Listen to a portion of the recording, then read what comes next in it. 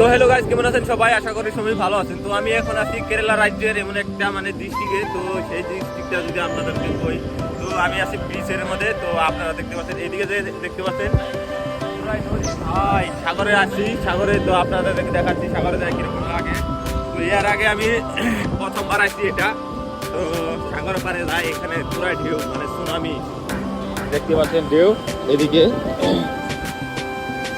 আর এখানে দেখেন, এখন আমি ঢেউ এখানে যাবো, ঠিক আছে?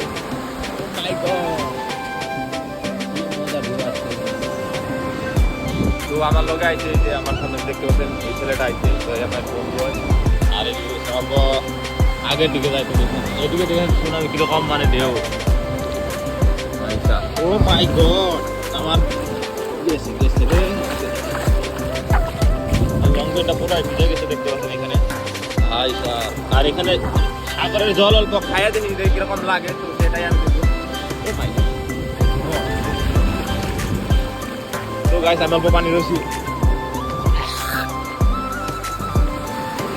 সাগরের পানি কি বলবো, এত নোংরা, লবণ কি খাই, তার থেকে খারাপ হয়ে পানি খাওয়া যায় না।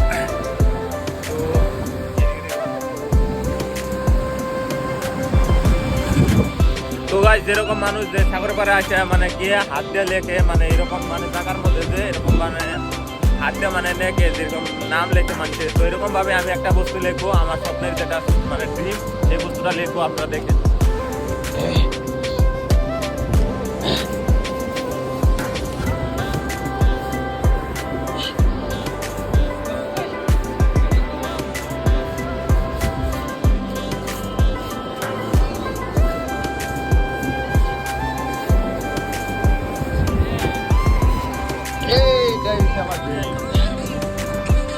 পানির লেগে সব বুঝতে গেছে, আর পুরাই বুঝে আসার অনুভূতিটা পুরাই মজা, হাওয়া আসছে এদিকে থেকে।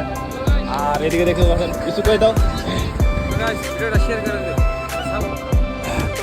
ভাই, যা বলছে আপনারা সবাই সাপোর্ট করবেন। তো আমি রেগুলার ভিডিও করতে পারি না, কারণ আমি টাইম পাই না, আমি এক জায়গায় বিজি আছি।